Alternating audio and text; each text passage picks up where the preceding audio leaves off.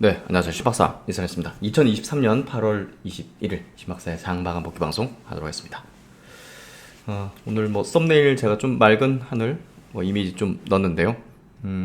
뭐 어제 이제 다음 주 전략 시간에서 이제 이번 주 좀 변곡이 될 수 있는 시장의 어떤 변곡이 될 수 있는 조정을 좀 마무리 지을 수도 있는 그런 국면이 좀 펼쳐질 수 있다. 오늘 국내 시장의 흐름도 이제 그런 모습들을 좀 선반영하기 시작하는 그런 모습인 것 같은데요.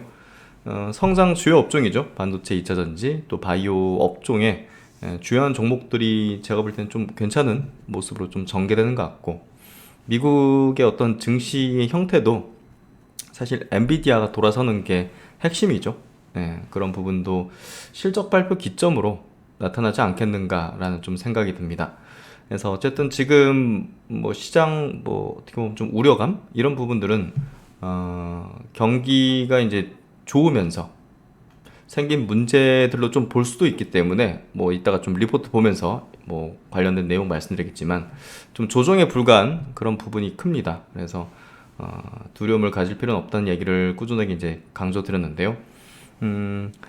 시장의 어떤 유동성 자체는 뭐 크진 않습니다. 그렇기 때문에 이제 그 자금들이 어떻게 보면 좀 핵심적인 성장주에만 좀 집중화되는 그런 현상들이 펼쳐질 거기 때문에 전략적인 부분에서는 조금 세부적으로 우리가 좀 쌓아야 된다. 이렇게 좀 계속 말씀드리고 있는데요. 그만큼 지금의 어떤 시장 성격을 좀 해석하는 게 필요하고, 또 이제 큰 수급 주체들이 또 어떤 종목군에 주요한 어떤 유입을 시키는지 매수를 하는지 이거를 좀 파악하는 게 필요한데요. 무작정 뭐 이런 종목이 좋을 것이다 이것보다는 종합적으로 수급이라든지 펀더멘털이라든지 트렌드라든지 실적이라든지 모멘텀이라든지 이런 것들을 모두 이제 퍼즐 맞추듯이 맞춰가지고 가장 이제 주도주가 될 수 있는 것들을 찾아내는 게임이라고 보면 될 것 같아요.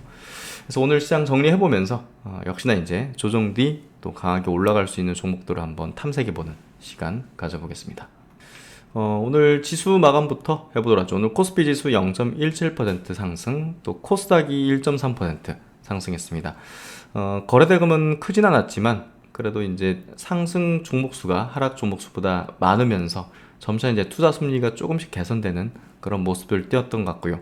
코스피 쪽에서 8.3조 거래대금, 또 코스닥에서는 10조 거래대금 무난했고요. 또 이제 수급 구도도 뭐 코스닥 중심으로 굉장히 세는데요.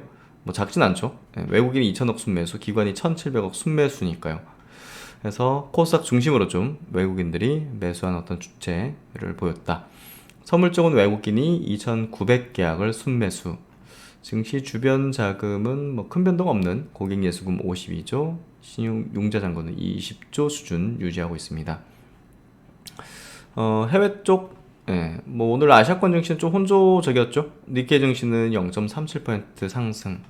홍콩이 오늘 1.8% 약세를 보였어요. 그래서 이게 어제도 이제 그 영상에서 말씀드렸지만 중국의 시대가 가고 인도의 시대가 오고 있다는 얘기를 드렸는데요. 그만큼 중국이 안타깝지만 저물어간 어떤 해가 좀 되고 있는 건 사실입니다. 대만은 보합으로 마무리 지었고, 상해 증시는 1% 약세. 종가가 저가라 가지고 좀 부담이 있긴 합니다. 그래서 이런 부분들이 좀 안타까운 흐름이 좀 전개되고 있고, 인도 증시 뭐 계속 체크를 해드리고 있죠. 그래서 어쨌든 뭐 시장 전체적인 어떤 분위기, 오늘 아시아권 증시는 좀 혼조적인 분위기, 중국이 좀 약세였다 이렇게 좀 해석하시면 될 것 같고, 코스피는 플러스, 지금 5일선을 좀 회복 못한 거 좀 아쉽습니다. 그리고 코스닥은 5일선을 좀 돌파해냈어요. 1.3% 상승에 5일선 회복을 했다는 부분이 좀 괜찮았는데요. 거래대금이 많이 실리면서 좀 발생되는 게 좀 필요할 것 같고요. 그만큼 신규 매수자가 들어올 때 이제 거래대금이 여기서 더 증폭되는 부분이 크거든요. 그런 부분에서 거래대금이 좀 아쉬운 부분이긴 하다. 그런 정도 좀 해석하면 될 것 같고요.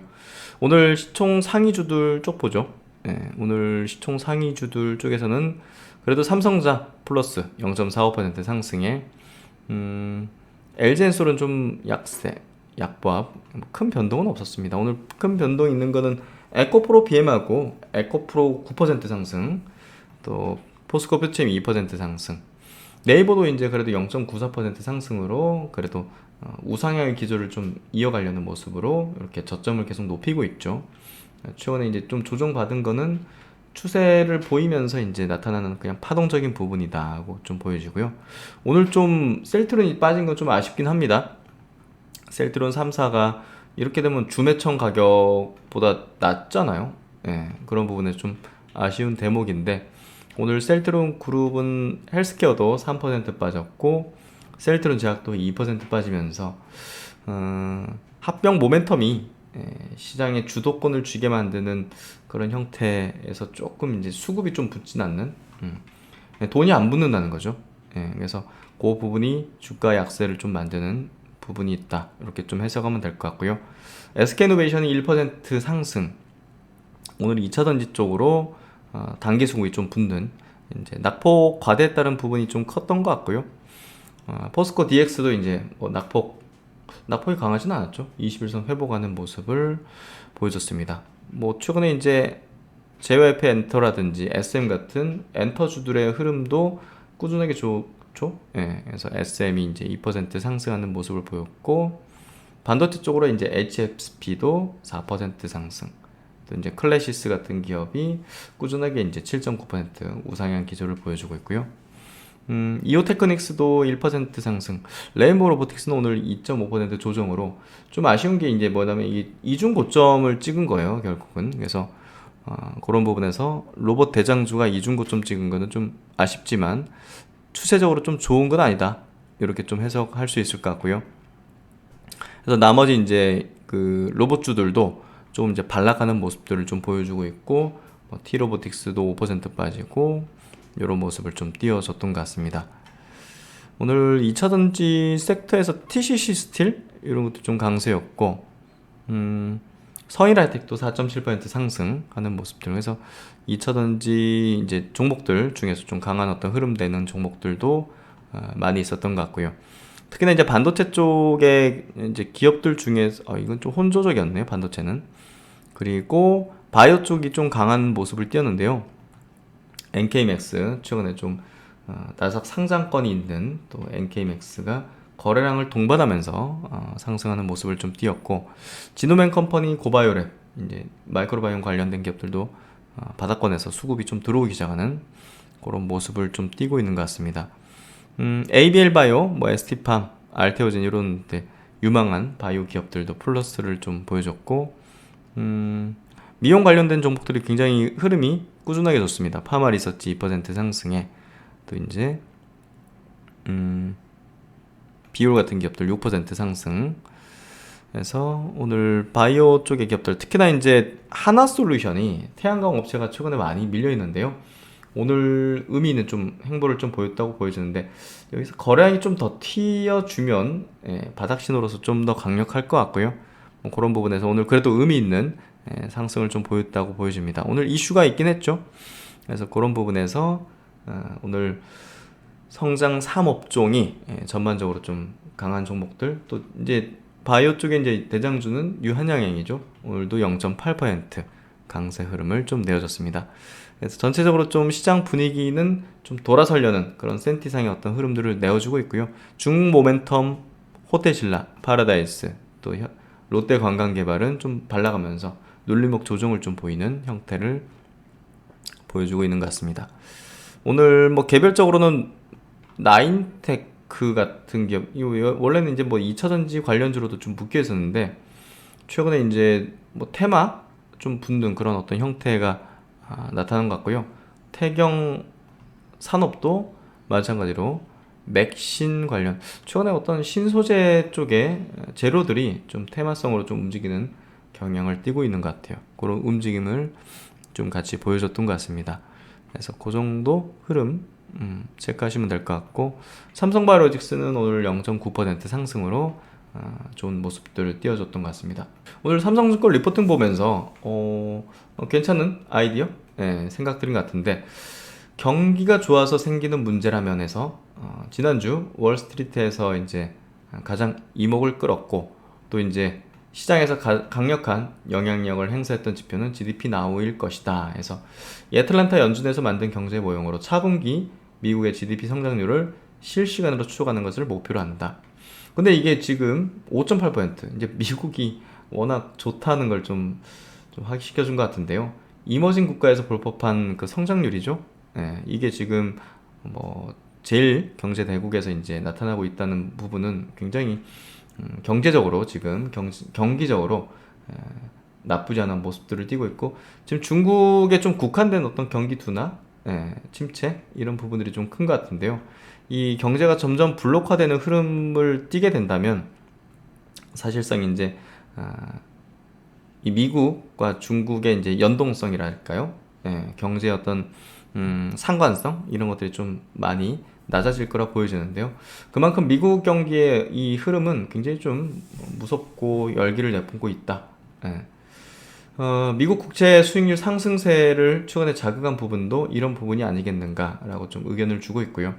그렇다면 이제 지난해부터 올해 초까지 경험했던 금리 발작과 현 국면이 어떻게 다른 것인가?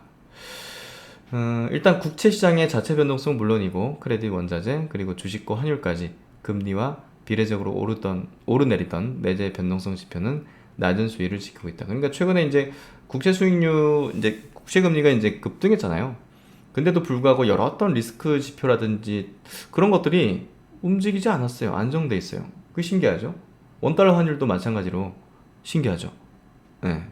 결국 이제 금리 상승 동인이 결국 이제 금리 상승했던 그 이유니, 그게 이유가 실물 경기를 압박하기 위한 긴축에 근거하지 않았다는 점에서 이유를 찾았어요. 이제 제가 제 생각 비슷한 것 같아요.